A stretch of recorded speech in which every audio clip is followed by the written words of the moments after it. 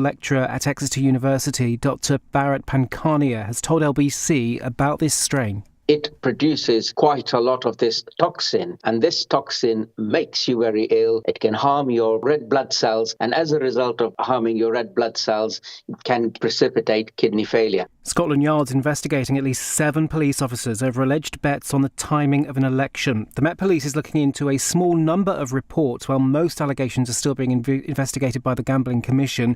Rishi Sunak has refused to say whether he told his parliamentary aide about the date of the vote. Lord Cameron's told LBC there's been a marked difference in the quality of deepfakes after being caught out by a hoax call. The government revealed the details earlier this month, while the footage emerged online yesterday. The Foreign Secretary says lessons must be learned, but says it was extremely convincing. The quality of the deepfake was remarkable. I was convinced throughout the call and after the call had finished that this was the former president of Ukraine, Petro Poroshenko, who I know very well, met him dozens of times. I was convinced it was him, which shows the quality of these things. The mother of missing British teenager Jay Slater wants to use money from a GoFundMe page to support the mountain rescue teams in Tenerife looking for her son. Debbie Duncan says it will also help pay for accommodation and expenses. The 19-year-old's been missing there for more than a week. Tata Steel says it will shut down its Port Talbot plant earlier than announced because of a planned strike. It's told workers it won't be able to safely operate after next Sunday if Unite members stage walkouts. And Phil Foden's expected back with the England squad for Euro 2024 by the morning. The midfielder dashed home from Germany yesterday for the birth of his 3rd child. In the city, the FTSE 100 closed down 45 points at 81.79 the pound, buys $1.26 and €1.18. LBC weather cloudy with spells of heavy rain in Scotland, Northern England and Northern Ireland tonight. Drier further south and a low of 10 degrees. From Global's newsroom for LBC, I'm Daryl Jackson. This is LBC from Global, leading Britain's conversation with Iain Dale.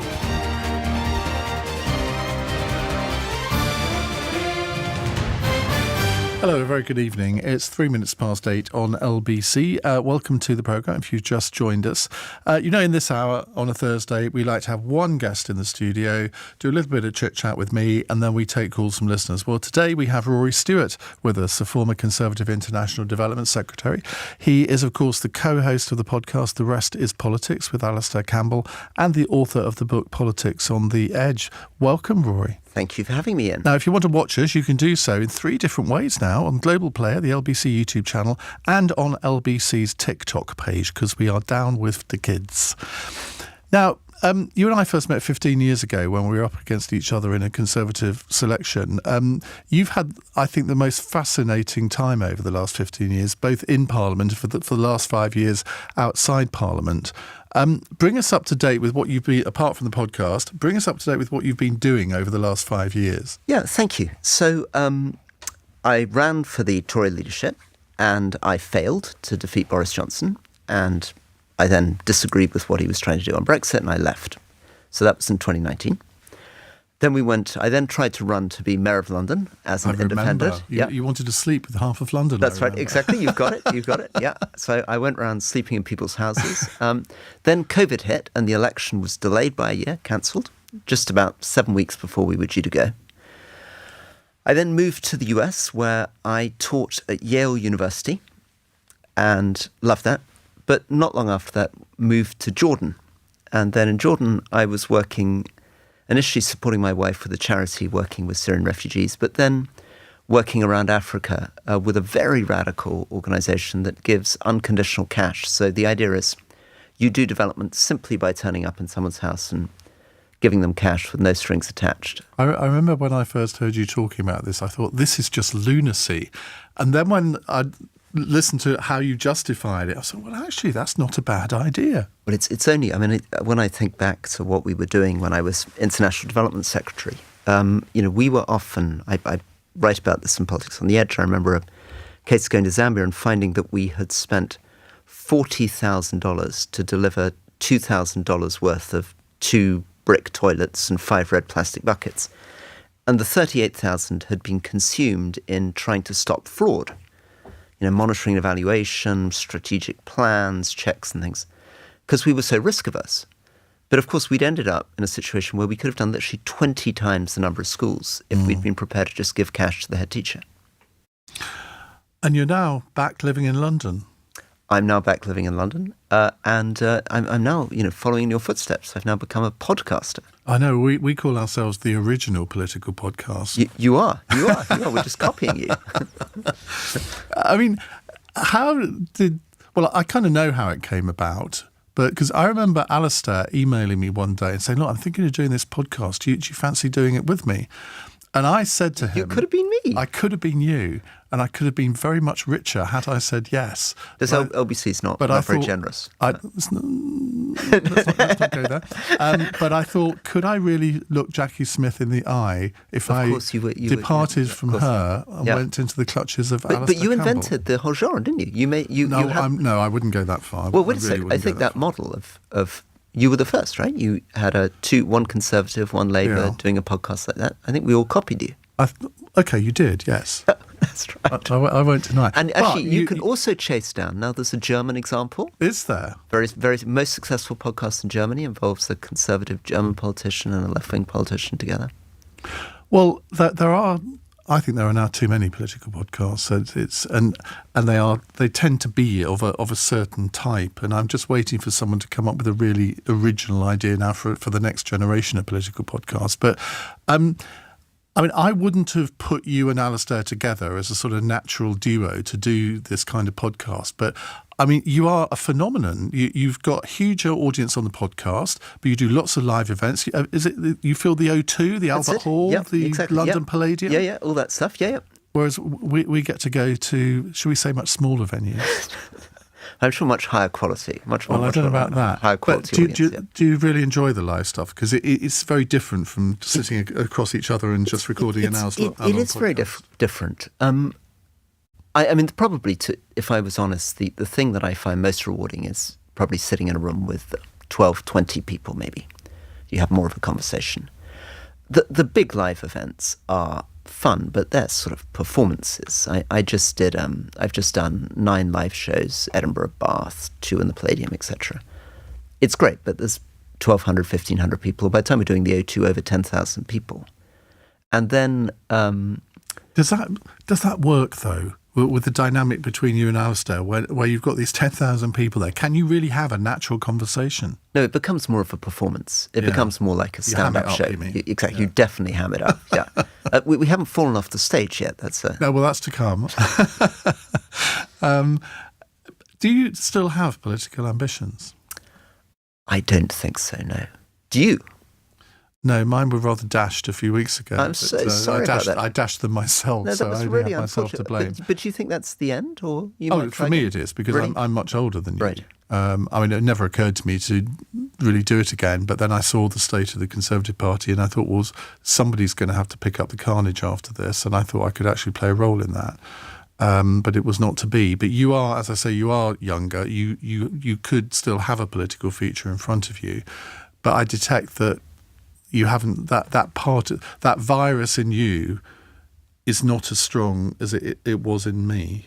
It isn't. And partly that's, I mean, I'd be interested to see what you would have felt if you'd spent 10 years in Parliament. But my sense was that the institution is very, very rotten. It sort of rots your brain, it rots your soul, it rots...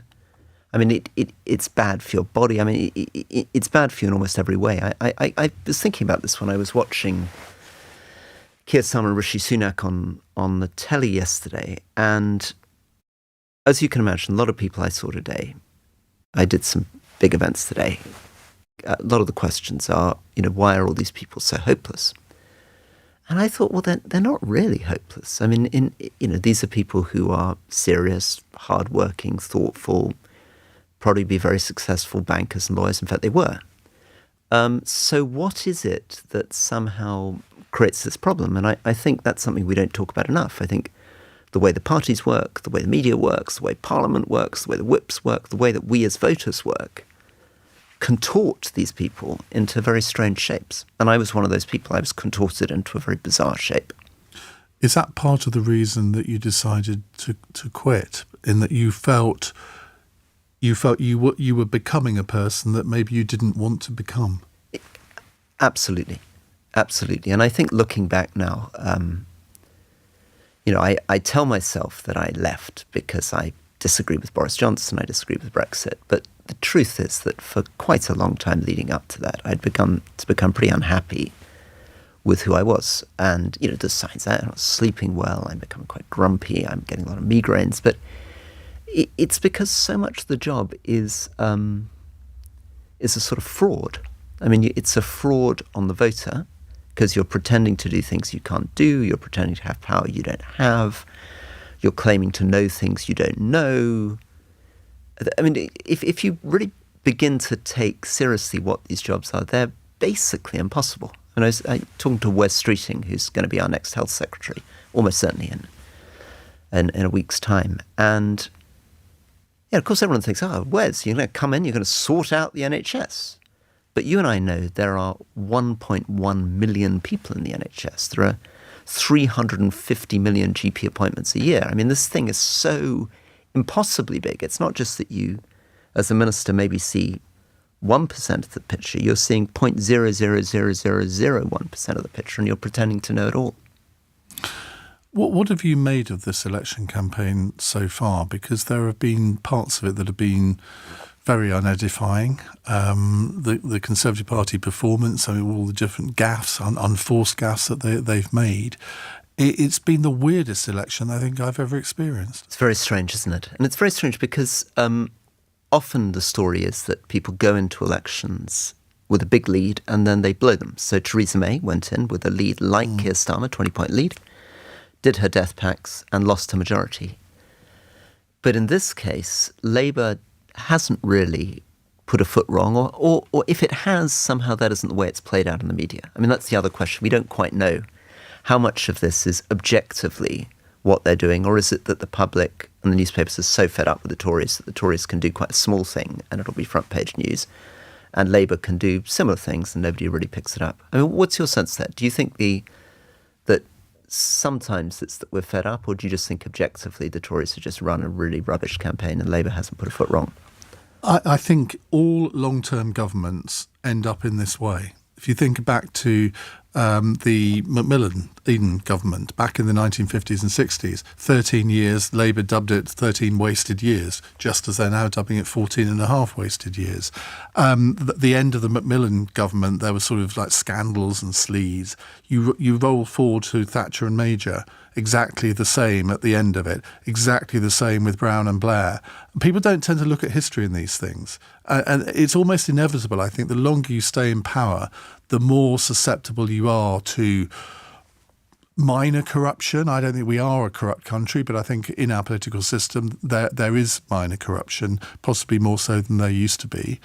And we have a voracious media now that will grab any excuse to have a go at politicians. Now, they've made their own beds in many ways, but if you've been in power for 14 and a half years, it's very difficult to convince the electorate that you've got fresh ideas, and certainly they haven't managed to. Well, I also think that maybe subconsciously, psychologically, they may want to lose. I think Rishi Sunak called this election because at some level he wants to get out. Didn't make any sense at all, this date. I mean, literally mad.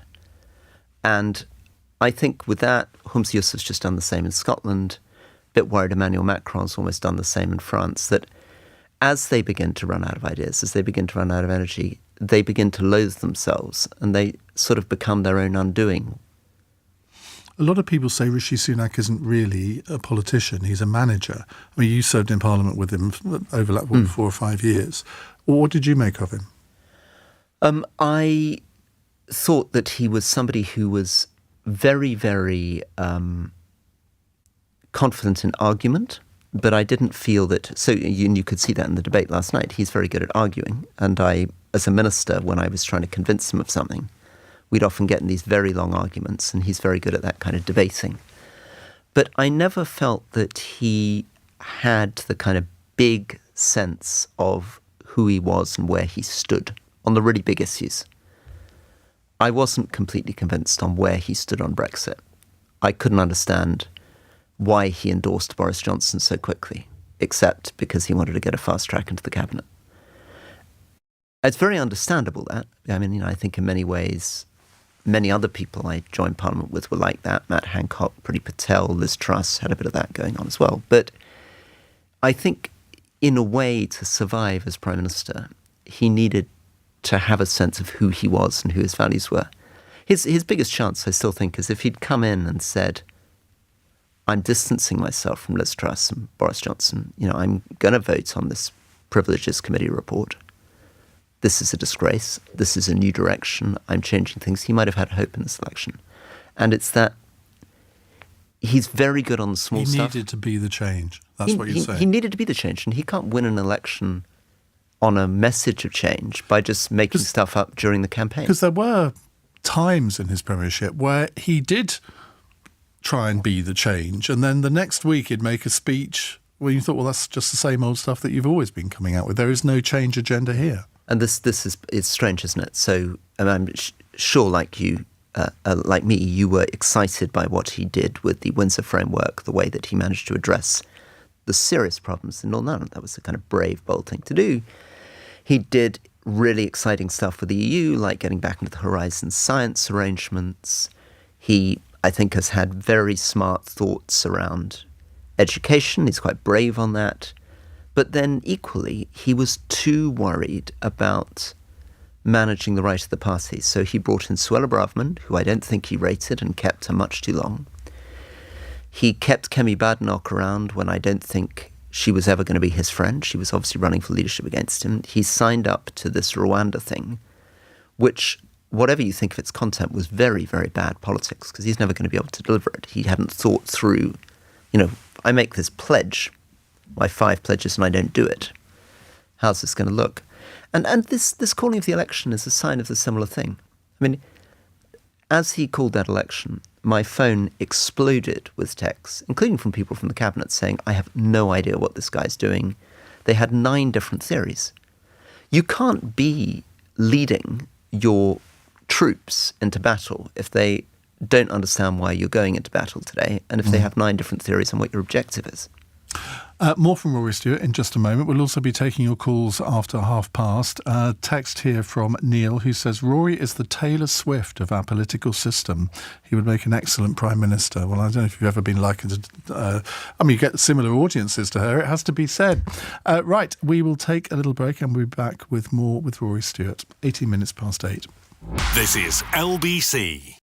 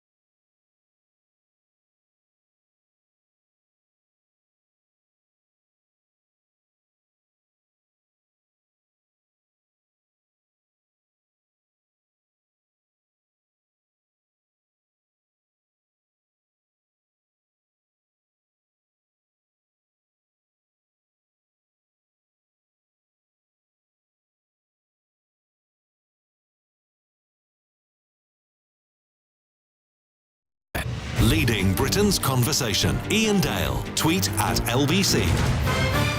20 past 8.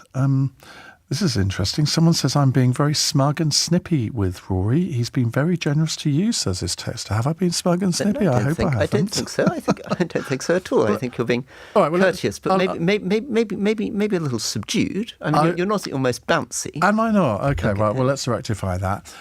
What's it like to be the Guardian's favourite Conservative? A very weird thing. A very weird thing, and probably a sign that I'm out of step with the current Conservative Party. I mean, well, I think we all know that. Yeah. But that is not necessarily a bad thing, is it? Well, I think conservatism is about prudence, which Liz Truss was not about. I think it's about the Constitution and holding standards, which Boris Johnson was not about. I think it's about compassion. I think it's about trying to unify the country, not polarise it. And I fear the modern Conservative Party is going away from a lot of those things. Do you understand the appeal of reform to people?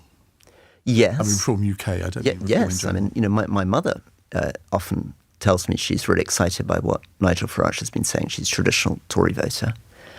But I think the trick is that he's often saying things that are true, pointing out problems, but he doesn't have the solution.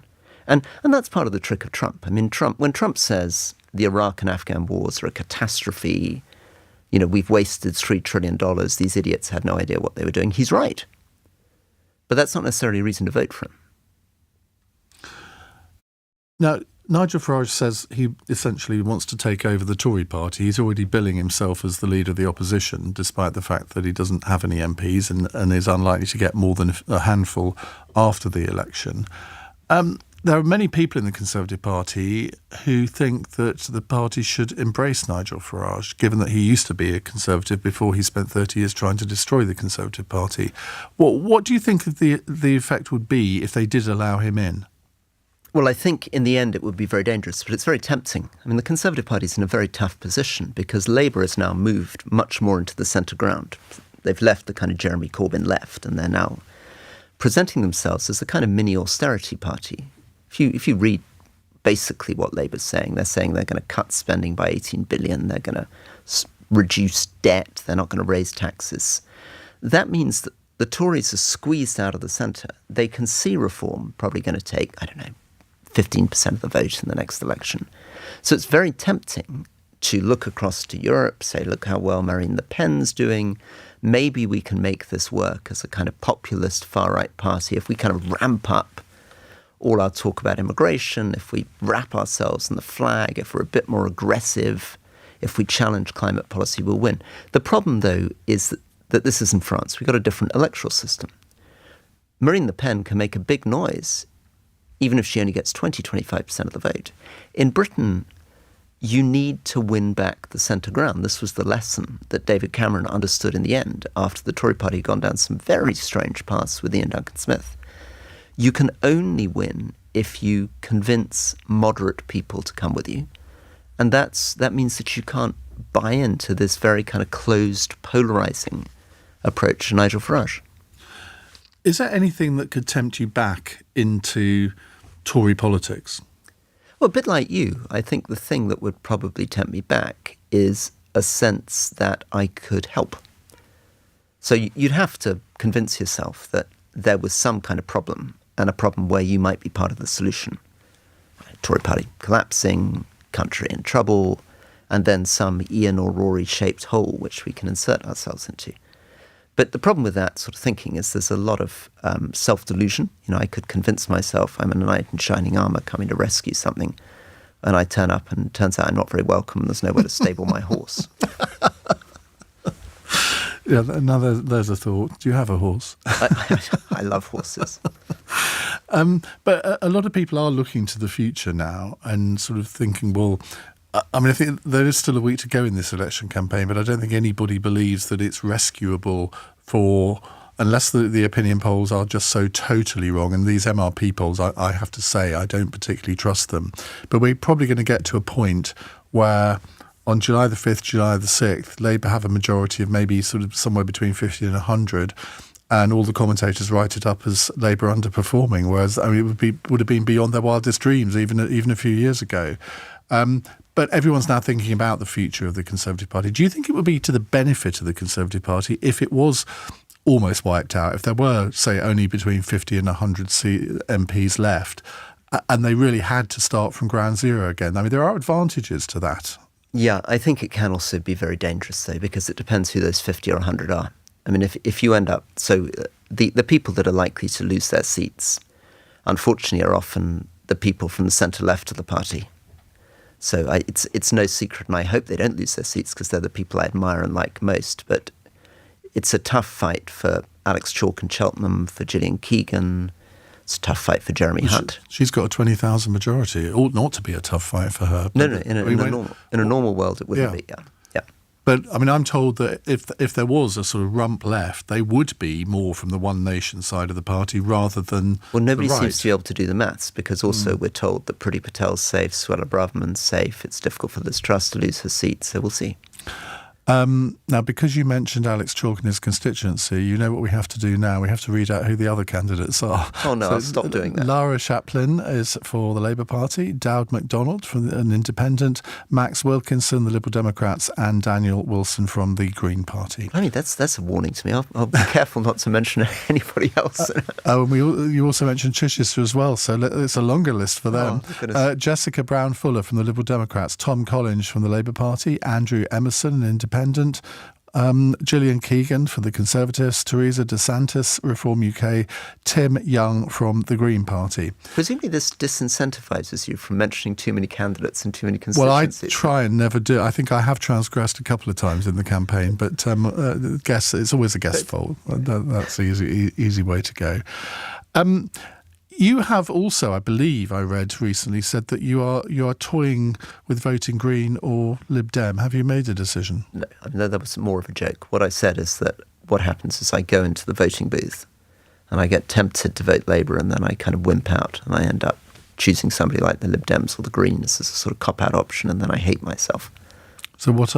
That's what I did in '97, exactly that. Right. I went in there thinking, OK, the Tories are busted flush, I'm going to go and vote for Labour. Walked into the voting booth and ended up voting Lib Dem. And what are you going to vote this time, or what have you voted? No, I haven't yet decided. I keep keeping my irons fire. Well, what's it between? Are you telling people how you're voting? Well, I can't because I'm not allowed to. I'll be like you. I'm like a podcast. No. Podcasts are not regulated by Ofcom, as you well know, Rory. So I'm not going to let you off the hook that easily. No, but I'm not going to tell you. Yeah. Why not? Because. Well, I'll tell you this. I think the Tories need to be kicked out. I think they've been in too long. I think it would be... don't think it would be good for the country for them to have another 5 years in government. So it definitely won't be Tory? If I was in... Given that I've already mentioned him, can I mention him again? If I was in... anyway, if I was in one of those constituencies I mentioned, I would vote for those Tory candidates. So I definitely would vote for moderate... progressive Conservatives to try to defend that part of the party. And in fact, I've put out videos endorsing 20 Conservative candidates around the country, encouraging people to vote for them. Copy Boris Johnson. That's what he's been doing as well. That's right, except he's not been endorsing the people I've been endorsing. He's really? been endorsing the other lot, hasn't he? Obviously. Yeah, there we are. He's trying to create a different kind of Conservative party from me. Wesley from Gravesend, he sent in quite a deep question in a sense. Which do you prefer, pragmatism or showmanship? I'm not sure the two are mutually exclusive. No, but I think in the end what we need is the pragmatism. I mean, the real problems that face the country are about running stuff, and running stuff is about understanding what you know, what you don't know. It takes courage, cunning, hard work, diligence, inventiveness. But... And my book, Politics on the Edge, is about... Just out in paperback, is about my journey as a minister towards realising that in politics sometimes you need that showmanship. So in prisons, for example, I was really struggling for 6 months to make much progress. And then I gave an interview to the BBC and I said, I will resign unless violence has come down in 12 months. And suddenly everything changed. It was very interesting. I got back to the department. I could set up an ops room, could set up a standard coachings team. We could focus on the 10 prisons. Everybody got behind it.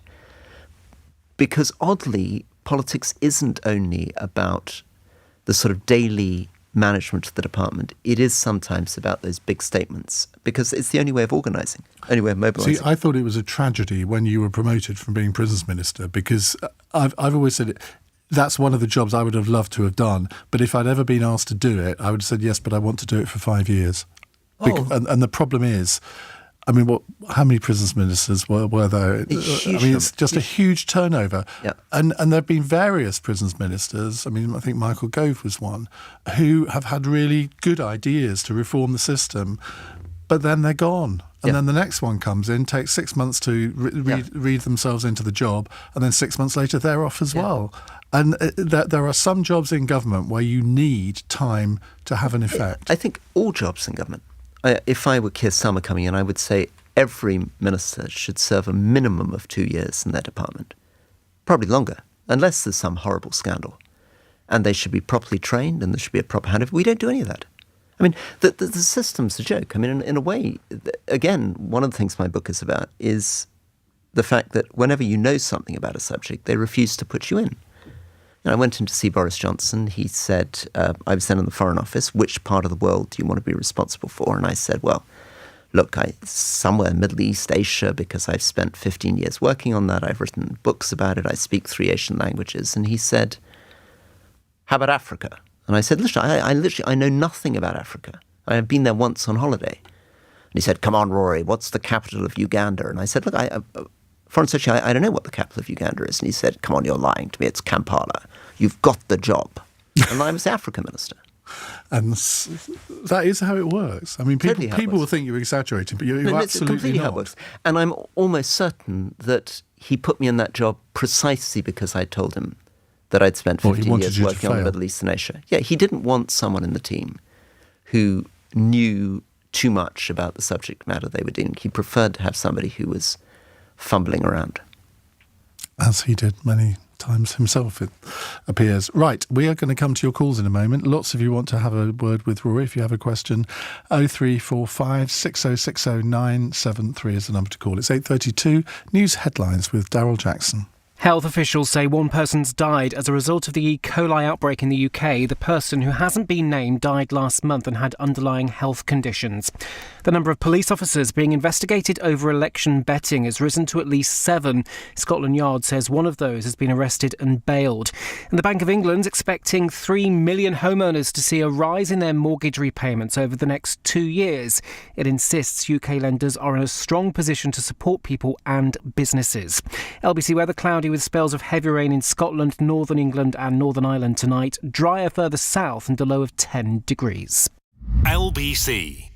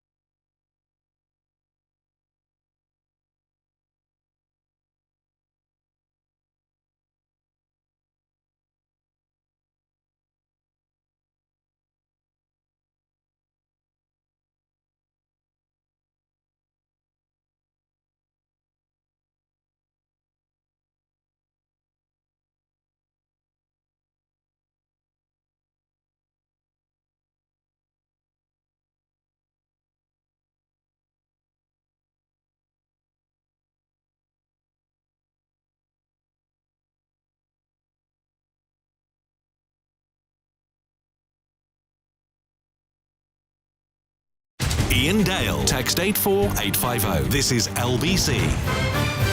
8:36, Rory Stewart is with us, author of Politics on the Edge and co-presenter of the podcast The Rest is Politics. Let's go to Stuart, who's a new caller in Wantage. Hello, Stuart. Hi, Ian. Hi, what would you like to say? So I read Rory's book over Christmas, actually, in the hardback form. It was brilliant, and I'm a real avid listener to the podcast he does with Alistair Campbell. In his book, he references this incident where he nearly came to blows with a fellow Conservative over their views on Afghanistan. Yeah, he also says that he did a fundraiser for that MP, I think, not long afterwards. And I just wondered how is it that you can be in this sort of party where there's sort of animosity between people and yet still retain a professional relationship? How do you nearly sort of have a brawl behind the Speaker's chair and then go and break bread with them and say nice things to them at a constituency dinner? Yeah, I think it's a really good question. And it's part of why it's such a weird, sick environment, Parliament. So in that particular case, this guy came up to me after I'd made a speech. Who was it? I don't say it. I don't say in the book. Well,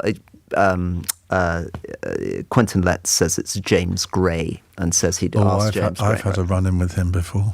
So he comes up to me behind the Speaker's chair and he says, "Great speech, Rory, but of course it was total bullshit." And I say, "Listen, how many times have you been to Iraq?" Because I actually lived there, worked there. And we keep going at it. And he eventually says, "If you ever speak to me like that again, I'm going to punch you," right? And he's He's a big boy. He's a big guy, yeah. And I just thought, this is so weird to be able to be in this kind of confrontation. And then as the interviewer is saying, then invite me down to his constituency. And the reason I tell these kind of stories in the book is not to have a go at individuals particularly. As I say, I tend not to name them. But it's more to give a kind of sense of the weird culture of it. But, I mean, that is not untypical in politics, and you can have a falling out. I mean, look, politics is human life, isn't it? You fall out with somebody and have a robust exchange, and then the next day everything's back on an even keel. Why should politics be any different to any other area? Well, except, I was, briefly in the army, I was in the Foreign Office, I've worked for charities, I've worked in universities. I've never been anywhere as bad. I mean, most of those other places, you actually quite like your colleagues. You develop friendships, you turn up, you might want to go out for a drink with them in the evening, you trust them. Politics is astonishing. I mean, you'll remember all these jokes with LBJ saying, if you want a friend in politics, get a dog. But it's true. I mean, if politicians are honest, they're very rarely honest because they're usually trying to make everything seem great and cheerful because they want you to vote for them. But if they're really honest and you say to them, how many friends have you actually got in Parliament? Yeah. Most of them, the answer would be 2 or 3. I reckon in 25 years in politics, I've probably got 5 people who I would regard as friends in the conventional sense of the word. Lots of friends in inverted commas, but people that you would go to in a crisis, probably 5, which might say more about me than anything else. Now, apparently you said a naughty word earlier, which I must admit I failed to pick up on, so I need to apologise if anyone was offended by it. Many apologies. I'm sorry that I missed it. Well, it can't have been a too bad one, otherwise I would have picked up on it. Awad is in Barnet. Hello, Awad. Hi, Ian, and hi, Rory. What do you think is the future trajectory of the Tory party, left or right? I fear that in the short term their trajectory will be to the right, and by doing so they will get themselves into a very strange state. One of their problems at the moment is that they're only leading with voters over 65. And that wasn't always true. When Margaret Thatcher won in 1983, she had almost twice as many votes amongst 18 to 25-year-olds as Labour. Unless the Conservative Party begin getting younger people, more diverse voters, more people from cities, they're going to end up becoming increasingly irrelevant. What do you think, Awad? I am increasingly concerned of the Faragification of the party. So essentially with Tory strongholds generally have people more to the right. So with someone like Suella Braverman saying that she'd quote-unquote welcome Nigel Farage into the party with open arms, I'm worried about the absolute destruction of the Tory party as we know it, and even to some extent the Trumpification of it. If you look back historically, though, you look at the Conservative Party in the 1980s, you had MPs like John Carlyle, who was known as the member for Bloemfontein South because he was very pro-South Africa. And then you had people on the other side of the party known as the Wets, Jim Lester, people like him. And they all sort of fairly happily coexisted in this sort of rather big tent. Rory, do you think that is that desirable to get back to those days? Yeah, well, British politics needs that because we've got this first-past-the-post system where you end up with these two parties. The parties have to themselves be coalitions. And that's why I think when Boris Johnson chose to strip the whip away from me, Ken Clarke, Nicholas Soames, Churchill's grandson, etc., David Gauke, it was very sad. It's something that Margaret Thatcher would never have done. Now, it's something in a way that Jeremy Corbyn's also done. He's stripped the whip away, that Keir Starmer's done. He's stripped the whip away for Jeremy Corbyn. Now, you can understand why these people are doing it. They're doing it because they want to bring discipline to their party. They want to get rid of the left of their party or whatever it is. But I think it's a great, great pity because in our constitutional system, what you want is a broad range of views, quite a lot of diversity, and you also want, I'm afraid, the prime ministers in government to be able to be challenged by their own backbenchers because they can't be challenged often by the opposition because of the numbers. So it's actually very bad for our democracy if you make these parties into these very narrow, ideologically rigid vehicles for loyalty. Right, Alwad, thank you very much for that. Let's move on to Scott in Llandudno. Hello, Scott. Good evening. Llandilo. Oh, sorry. I misread. Okay. I misread it. I saw the clan, so I assumed it was the other one. No problem. The Welsh are getting suppressed again. We don't mind. Good evening, Ian. Good evening, Rory. Rory, I'm a massive fan of yours. Myself and my colleague Max, we listen to your podcast all the time whilst we're on our building site working away. And I recently listened to your book, Places in Between, and I realised what an amazing array of experience, life experience, people experience that you have. I'm about as left-wing as they come. I'm a Green Party voter, but I think you're the greatest Prime Minister we never had, firstly. My question is, do you think that we should have politicians or be aiming to have politicians who have greater, wider world experience outside of this Westminster bubble so that they can be more likely to be walking the centre ground rather than this kind of polarisation of politics? Yes, I think it would be a help because I think one of the problems of taking people who are often professional politicians, and there's more and more of them, more and more people who've joined their parties at university, have been special advisors or worked in the Conservative Central Office or the Labour equivalent, is that it's not just that they don't necessarily know much about the outside world, haven't run stuff, haven't managed problems outside. It's also that they see the world through the lens of tribalism and just trying to kill the other party. What I felt with that was wrong with some of my colleagues is that they didn't want to talk about policy. They didn't want to talk about how are we going to improve adult social care. They just wanted to think about how can we embarrass Labour, how can we trip them up. The most exciting thing for them was going out on the doorsteps, delivering leaflets or having a headline against Labour rather than thinking about running the country. So I agree with you, but I also think that we can be more radical. I'm a increasing fan of these things called citizens' assemblies, where you actually bring, like a jury, a representative collection of ordinary people together to talk about an issue who are not elected. I mean, they're randomly selected. And I think it's very powerful, partly because those voices are not tribal, they're not party connected. And it doesn't really matter what their experience is. Just the fact of not being part of the party machine allows them to think about things a little bit more clearly, a little bit more calmly. Thank you very much indeed, Scott. Quick question here on a text. How does Rory fit in all his different jobs? As far as I know, he teaches at Yale, podcasts several times a week, promotes his book, speaks on shows like this. What does he do to relax? At the moment in the election week, not very much. But the things I love doing are, I love being my family. So I'm about to take my little boy to, 9-year-old, one of the two boys, to Paris for 3 days after the election, which I'm looking forward to very much. And I love walking. And You've done quite a lot of that. Done quite a lot of walking. I've just come off a silent retreat. I did an 11-day silent retreat. Now, that's just plain weird. That's just plain weird, yeah. Why? Because it's completely life-transforming. I mean, I'd really encourage anybody to do it. You want a radio presenter to spend 11 days in silence? Yeah, it'd be very, Never very good. Never going to happen. I'll try 2 minutes while we take a break. It's 8:46. This is LBC.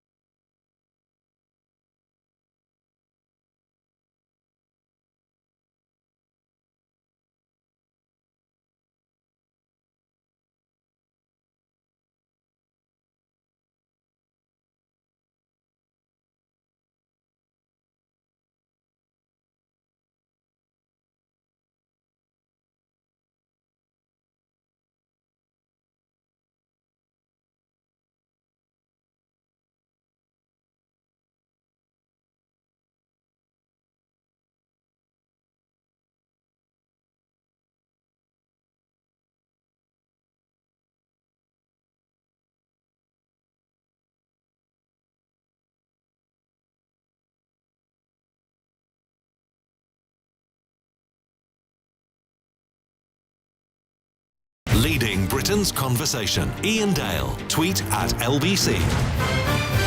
It's 8:49. Rory Stewart is here, author of the book Politics on the Edge, just out in paperback, and of course co-host of the Rest is Politics podcast, which you can listen to on Global Player. Jenny is in Hadnam in Buckinghamshire. Hi, Jenny. Hi, Rory. Hi, Ian. Lovely to hear from you. How important do you think tonight's US presidential debates will be in determining who is going to be the next president of the United States? I think they're going to be hugely important. And actually, they're much more exciting, much more important than the debates between Rishi Sunak and Keir Starmer for a couple of reasons. One is we know what's going to happen in the British election already, whereas in the US election, it is absolutely on a knife edge, 50-50.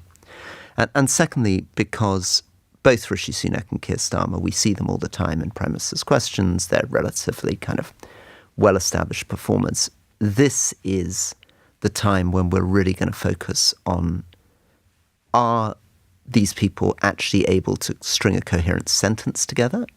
There are questions around the mental capacity of Donald Trump, and of course there have been questions around Joe Biden. Can Joe Biden walk across the stage without looking too frail? I mean, these things will have a huge impact, and the reason this matters is the US election is becoming increasingly an election which is a sort of referendum on Trump and on Biden's age. There are other stuff in the background. There's the economy for some swing voters. There's questions around culture war. But it's very focused on those two people. And, of course, if Donald Trump becomes the President of the United States, a lot of things are going to change in Ukraine, in Taiwan, in Central Asia, in NATO, and of course in the United States itself. Because he is being portrayed as a disruptor, somebody who might be a danger to the international order. And yet, in his first term, you could argue that he had quite a few foreign policy successes. Yeah, so Donald Trump, in his first term, was surrounded by people like General Mattis, who was his defense secretary, who'd been the head of the US Marine Corps, Rex Tillerson, his Secretary of State, who'd been a very, very senior international business person. Those people have all gone. Nobody who served in his previous cabinets are prepared to serve with him again. He's bringing in a much more radical team. And remember, this is now a team that's coming on the back of a man who still is claiming that the last election was stolen, who's really leaning into the endorsement of people who are challenging the US Constitution, who's saying he's going to attack the civil service, he's challenging the courts. He is famously, he's a convicted felon. And the US is very precious to us. I mean, I know you've written a very good book on US presidents, but the story around the US, this centuries-old story of a country of immigrants keeping a very precious democracy together, the largest economy in the world, with a military, 10 times the power and size of any other democratic state. This really matters to us. And if Trump comes in, we're going to be in a very dangerous position. I think this debate is at 2 a.m. Tomorrow morning. I think it is going to be absolutely crucial. But what have you made about the debates in this country in this election? I mean, I think they haven't shifted the dial at all. In fact, the seven-way debates, which I've always been incredibly critical of, they seem to be more interesting than the head-to-heads. Do we really get anything from them? Well, it's amazing, and the coverage, I mean, is so extraordinary. So the figures apparently on the live YouTube Sun performance of Rishi Sunak and Keir Starmer had 7,500 people watching live. You're getting 100 times those numbers listening to you. So that's a real sign that the public is just not engaging with these things anymore. And it's also a sign that that form of debate doesn't matter in the same way. I think it's probably true that from a technical kind of debating skill standpoint, Rishi Sunak massively outperformed Keir Starmer yesterday. He landed his points. He was crisp. But nobody cares. What actually happens is people watch him, and even if he's winning the points, they think that he sounds arrogant or he sounds privileged. And they don't like what they see as kind of public school debating tricks happening. Right, Jenny, thank you. Let's move on to Sharon in Gravesend. Hi, Sharon. Good evening, Iain. Good evening, Rory. The question I'd like to ask Rory, Iain, is his book sounds a great read, and I'm going to be getting it and reading it, because this is something I've been concerned about for a long time. I think the debates just show, shouting over people, pointing fingers even. It's not comfortable. I'm not comfortable with it. I'm sure the British public aren't comfortable with it, because, it seems like they're almost having a spat rather than being focused on the policies. So what do you think needs to happen to change this culture in politics? What does need to happen? How is it going to be flagged up? Do you see that there will be lasting change? And what party do you see is actually more aware of this? Well, thank you for that question. I think we need to change a huge amount, but the problem is that none of the major parties are offering it. So I believe we should go for a New Zealand electoral system, which balances first past the post and proportional representation, bring in some more fresh parties into government. I think we should make ministers stay a minimum of 2 years in post, as I said, and we should have proper training for them. We should have a massive reform of the civil service, its recruitment, its promotion, its training. I think when we think about these debates, I couldn't agree with you more. If what we're doing is we're interviewing somebody to be Prime Minister, think about how you would interview someone for any job that you cared about. Imagine you were running, a pizza restaurant. You were interviewing someone for the job, or a law firm, doesn't matter. We wouldn't do it by making the two candidates stand and shout at each other in an argument. It's not a very sensible way of trying to get to the bottom of who they are and working out whether they're the people we want running the country. Rick says, imagine trying to be a moral arbiter on all things politics whilst working with and promoting the murderous liar that is Alistair Campbell, who will be on the show in 2 weeks' time, by the way. Of course, neither of you cowards will read this. Media scum. Cowards, cowards, cowards, cowards. I think you're a little bit unbalanced there, Rick, to be honest. But you did read it. I did read it out. Because and will Rick now change his view of you? No, because he'll say, oh, well, he must have had an agenda to read it out. Right, okay. That's the way these people operate. But what's it like working with Alistair Campbell? Because you didn't really know him before you started the podcast, did you? I didn't know him. If you knew then what you know now... No, I think the dynamic works because we're very different people. But you do agree an awful lot, don't you? We do agree a lot, although... it's partly because the kind of things we talk about. So I think we probably agree on prisons, we probably agree on poverty, agree largely on Europe. Although we don't entirely agree. I mean, I passionately believe that we needed to try to have a compromise. The referendum had happened, there couldn't be a second referendum, so I wanted a soft Brexit, customs union. And he, of course, was leading this campaign for a second referendum, which I thought was very damaging. And it's actually one of the reasons we ended up with a harder Brexit is because of people like that. I disagree with him on Iraq. We had a very, very uncomfortable 2-hour conversation about Iraq. But I like him, and I think he's somebody that I could rely on in a tough spot. Yes. Well, I have experience of that, and he's someone, if you were going to go into battle, you'd want him alongside you. Let's go to Mokhtar, who is in Westminster. Hello, Mokhtar. Hello. Rory, I just want to say I'm a big fan. Your podcast is sort of my weekly refuge. My two questions are a bit contrarian since I am voting Labour this election. But my first one is, how much of the Labour lead is a function of the Tories underperforming versus Labour actually presenting solid policies? And second, if the polls are to be believed and there is a Tory wipeout because of fatigue of people towards the Tory party, and Labour will win such a large majority, how would we hold the Labour Party accountable and evaluate their performance over the next 5 years?